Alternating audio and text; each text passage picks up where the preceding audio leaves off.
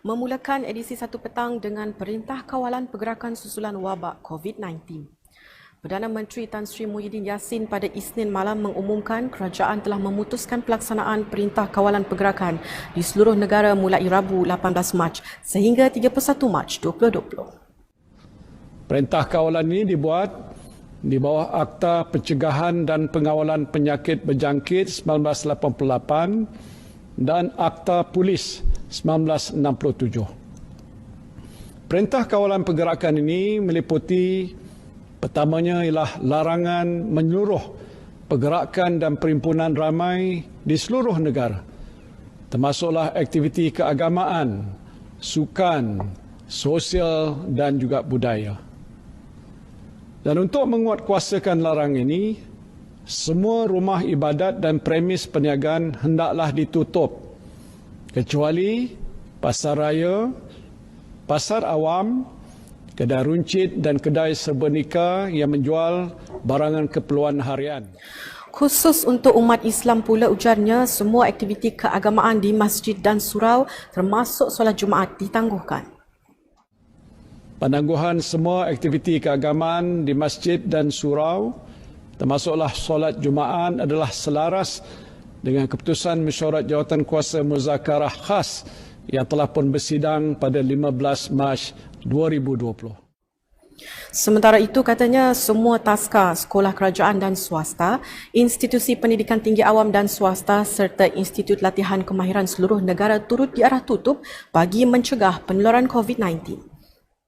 Semua taska sekolah kerajaan dan swasta, termasuklah sekolah harian, sekolah berasrama penuh, sekolah antarabangsa, pusat tahfiz dan lain-lain institusi pendidikan rendah, menengah dan pra-universiti. Kelima ialah penutupan semua institusi pendidikan tinggi, IPT awam dan swasta, serta institut latihan kemahiran di seluruh negara.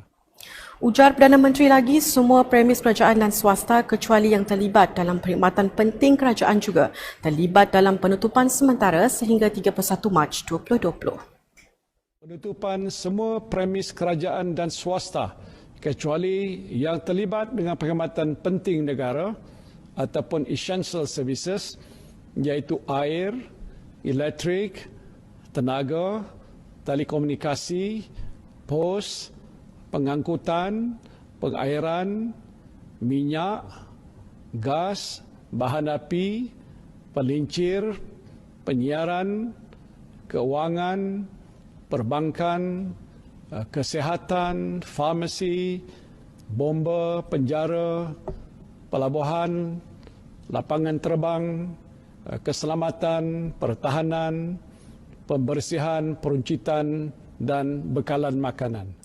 Dalam pada itu, Tan Sri Muhyiddin memberitahu sekatan menyeluruh semua perjalanan turut dikenakan kepada rakyat Malaysia yang mahu keluar negara serta semua pelancong dan pelawat asing ke dalam negara.